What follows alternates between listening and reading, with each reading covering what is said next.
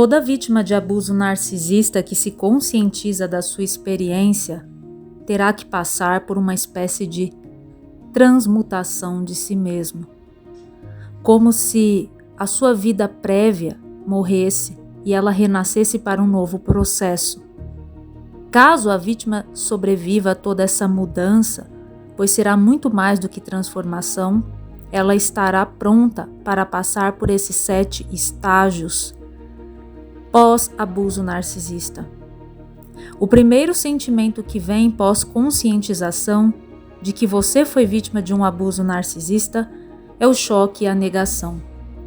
Se essa pessoa a qual você desconfia que é narcisista é seu pai, é sua mãe, é seu irmão, é alguém que você tem algum elo afetivo, você terá resistência inicial em aceitar isso.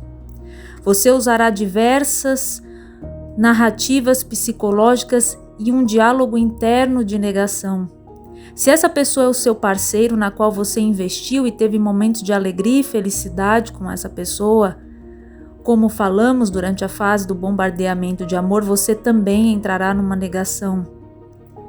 A negação e o choque também surge de você relembrar daqueles pequenos momentos aonde você sentia aquela dúvida batendo no fundo de você, aonde aquela tentativa de te envergonhar silenciosamente acontecia, aonde palavras não ditas pelo narcisista eram uma forma de te machucar e machucavam realmente, você se perturbava.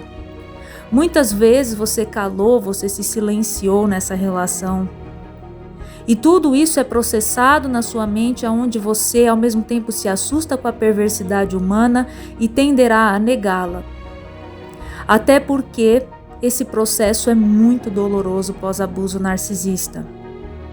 Então o choque e a negação serão os seus primeiros passos para superar quando você se conscientiza de que foi vítima de abuso narcisista. O outro estágio é o da dor e da culpa. Esse é inevitável. Existia um investimento, uma expectativa de amor da sua parte. Foram anos, uma vida em comum, filhos e sonhos compartilhados, da qual a única coisa que você vê é que o seu esforço por essa relação foi em vão. Isso lhe causa revolta. Você percebeu que desistiu de sonhos, de oportunidades profissionais para estar com seu narcisista? Que você optou por se sacrificar por esse narcisista independentemente do elo que você teve? E tudo isso na fase de dor e culpa vem à tona. Você se vê também alguém que não foi reconhecido pelos seus esforços, porque narcisistas têm pouca capacidade de empatia ou nenhuma com suas vítimas. Então você também se autopune e se flagela nessa dor. E esse é um estágio que muitas vítimas têm a dificuldade em sobrepor, ficando estacionadas nessas lembranças do pouco valor que elas tiveram dentro de uma relação narcisista. O outro estágio é o da raiva, misturado com a barganha e a esperança. A raiva é inevitável pós-conscientização do abuso, justamente porque houve uma esperança que agora já não existirá mais. Houve um investimento emocional da qual jamais é reconhecido. Existiram manipulações, traições, infidelidades constantes. O narcisista te colocou no altar do sacrifício sempre, nunca reconheceu os seus esforços. E você agora tem que encarar que isso não é um comportamento de mau caráter, não é algo que em algum momento irá parar, mas você está lidando com alguém que tem um padrão e está estacionado num padrão de transtorno e desvio de conduta e de caráter, como são narcisistas. Em algum momento, em meio à raiva e à revolta desse investimento, dessa tentativa de retornar a uma idealização que é impossível, até porque com o tempo a situação piora e se torna cada vez mais abusiva. Quando você se distancia e você começa a achar que está bem, você conseguiu passar pela fase de não contato, de se afastar e se distanciar, você retorna a uma espécie de falsa esperança. Quem sabe ele ou ela não fez aquilo por motivo X?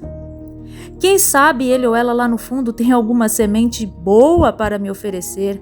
Quem sabe não fui eu? Será que não fui eu que fiz algo inapropriado?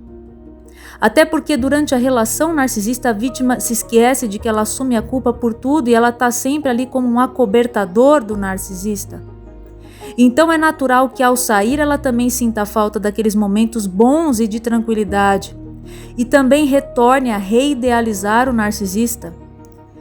Algumas ficam dependentes dessa idealização narcísica e não conseguem se desprender e retornam a essa esperança, onde novamente elas se culpam por algo ou isentam um narcisista. Seu processo de dissonância cognitiva volta e ao invés da vítima estabilizar em um único pensamento de que a relação era realmente narcísica e abusiva, ela retorna novamente a pensamentos contraditórios e confusos. O outro estágio na qual a vítima passa é o sentimento de injustiça, o estágio da depressão misturado com a sensação de injustiça, as profundas reflexões e a solidão. Depressão porque ao tomarmos consciência da nossa humilhação dentro de um relacionamento narcisista e dos nossos sacrifícios, chegamos a sentir vergonha. Somos obrigados também a nos encarar, o que é algo que machuca muito. O nosso escapismo emocional já não é possível após a conscientização do abuso. A sensação de injustiça vem das imensas situações de impotência na qual o narcisista nos coloca. Se tentamos dialogar, resolver, se tentamos nos comunicar, se tentamos recomeçar, se tentamos refazer, é como se nada funcionasse. E o narcisista sempre querendo mais. As pessoas apoiam o narcisista e deixam a vítima sozinha e desacreditada. Esse é um outro estágio na qual a vítima terá que passar. Ela relembra das traições, dos momentos em que encontrou algo na roupa do narcisista, encontrou algum telefone secreto, contatos misteriosos, saídas estranhas. Ela lembra dos longos silêncios, das punições prolongadas a qual ela tanto tentava resolver. Ela lembra de quando ela confiou no narcisista e ele usou aquele sentimento de confiança contra ela. A vítima, ela revive uma humilhação e a reflexão acaba sendo muitas vezes perigosa quando é muito profunda, porque ela vai trazer um sentimento de revolta muito grande. Se o sentimento de injustiça não for controlado, se a indignação não for controlada, muitas vítimas não saem desse estágio de revolta. Além do ego que é destroçado e a autoestima quebrada, ela se sente enfraquecida pós-relação narcisista e muitas vezes está inerte, está desamparada. Já foi totalmente desacreditada pelo seu abusador e não tem aonde ir. Ela fica presa nesse estágio e ela não passa para o próximo estágio, que é o mais importante no processo de recuperação. Se esses pensamentos negativos e intrusivos forem muito profundos e começarem a virar um culto na vida da vítima, ela não só ficará no estágio da depressão, injustiça e profundas reflexões, onde ela também se culpa, onde ela culpa também por ter confiado no narcisista, ela também entra no estágio da vitimização, da qual contemplar a sua dor e sofrimento será a sua única forma de vida. E ainda que as mãos do socorro, da ajuda venham ampará-la, ainda que ela busque terapia ou informações sobre o transtorno, isso não será suficiente para tirar de dentro dela o sentimento de vazio, que é algo inevitável pós-descoberta de abuso narcisista. Se a vítima ficar ruminando eternamente nesse estágio, ela ficará no sofrimento eterno e algumas chegam a níveis extremos de atos terríveis contra si mesmas. Dominadas pela raiva, elas ficam também excessivamente reativas, elas ficam passivas e agressivas. Muitas vezes não aceitam ajuda, elas endurecem o coração e sentem que a esperança é totalmente em vão. E reviver o narcisista todos os dias passa a ser uma forma de culto, Essa reflexão e revolta deve ser administrada e controlada. É necessário que as vítimas não mergulhem nos porões de suas memórias eternamente, revivendo esse estágio pós-abuso narcisista. Ao superar o período da depressão, da solidão, onde ninguém acredita na vítima, do sentimento de injustiça e de humilhação, a vítima entrará no estágio que será o momento da virada e retorno à esperança. É necessário enterrar todas as memórias dolorosas. É necessário parar de ruminar as lembranças negativas em algum momento. É necessário ser maduro e assumir o controle. É necessário remover hiperfoco da dor, contemplação da dor. É necessário lutar contra as lembranças ruins e os pensamentos intrusivos negativos que vão invadindo esse estágio que é o mais importante para o sobrevivente de abuso narcisista, que eu chamo de momento de virada, que eu chamo de momento aonde, se você foi um ser que se anulou a sua vida inteira pelo outro, você ficará sozinho em si mesmo e terá que, pela primeira vez na sua vida, parar de olhar ao redor, parar de se sacrificar e olhar para si mesmo.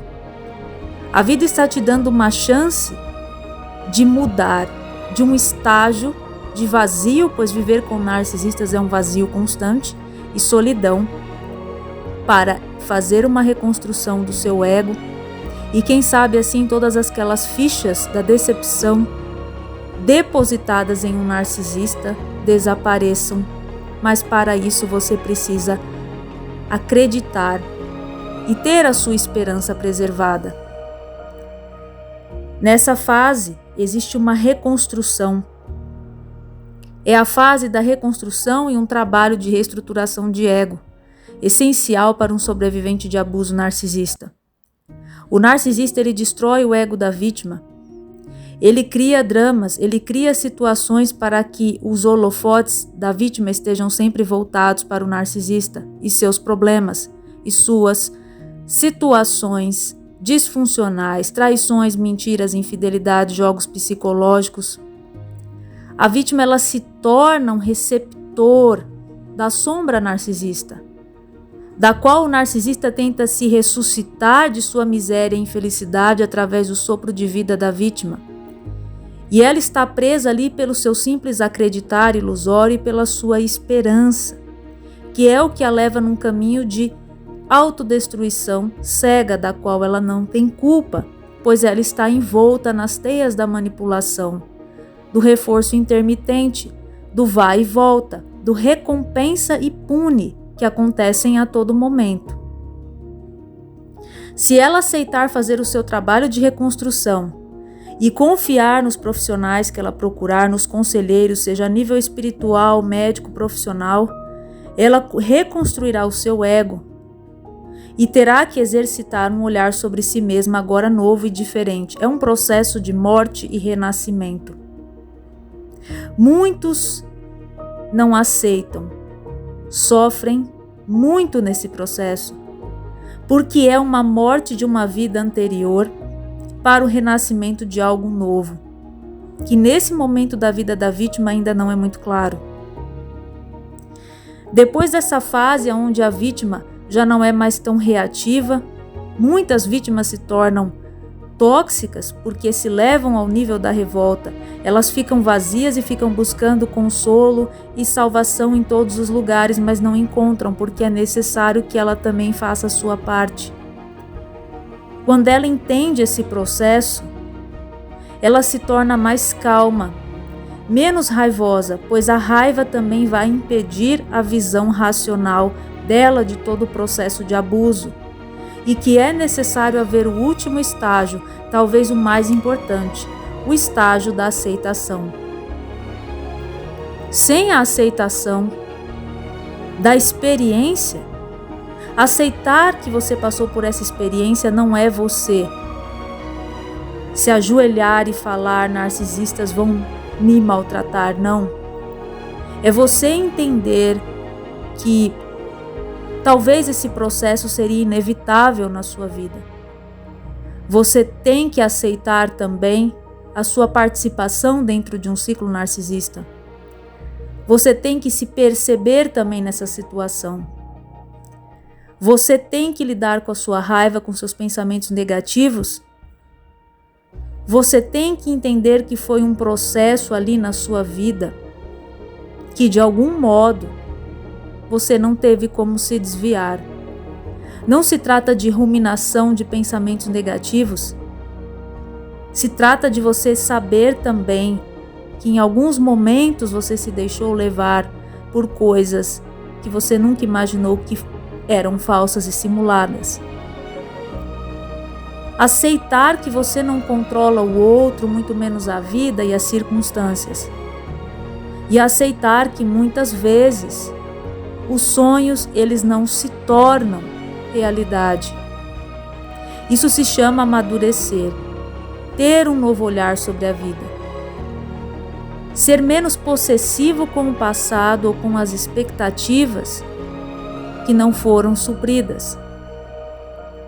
É essencial deixar ir a dor, deixar ela correr pelo rio. É essencial deixar a raiva ir embora. Nenhum ser humano consegue ser feliz com ódio, raiva, indignação e se autodepreciando. É essencial também ser humilde, entender a nossa pequenez diante da vida, diante dos acontecimentos, que nem sempre podemos ter aquilo que queremos e que nem sempre as coisas na vida serão fáceis, e é por isso que existe a superação e o renascimento para aqueles que morrem em vida, pois é isso que um narcisista faz com a sua vítima. Mas de fato, você não está morto. Essa é uma outra ilusão, da qual você terá que lutar contra. E esse processo envolve essa remoção do ódio, da raiva, da ruminação, da indignação, pois esses sentimentos, eles são diabólicos para a alma humana.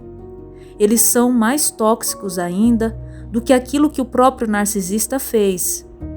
Quando a vítima, inconscientemente, porque ela é treinada a ser impotente, a ser uma pessoa que não se conhece, mas que se anula pelo narcisista, começa a se autopunir e se flagelar.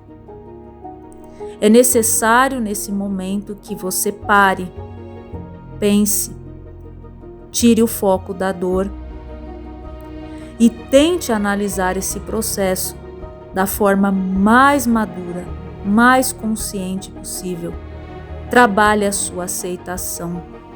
Trabalhe para aceitar o que aconteceu e aprenda a se desprender e a largar e soltar aquilo que é negativo.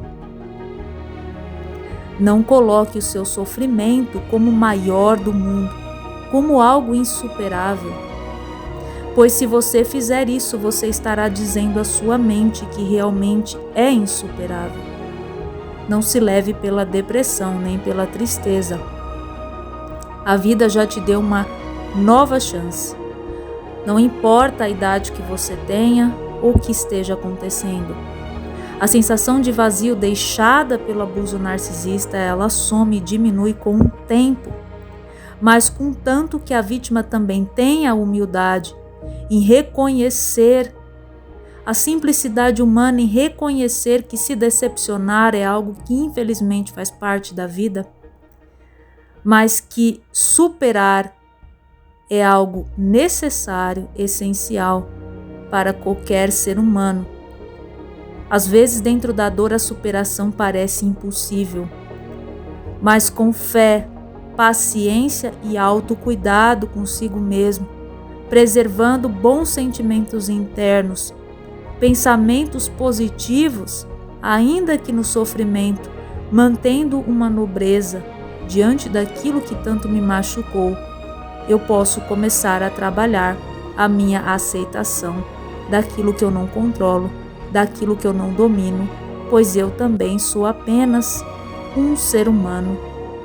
Fui enganado, fui injustiçado, mas a vida me revelou a verdade. E eis que estou aqui, abrindo os meus olhos e reaprendendo a viver.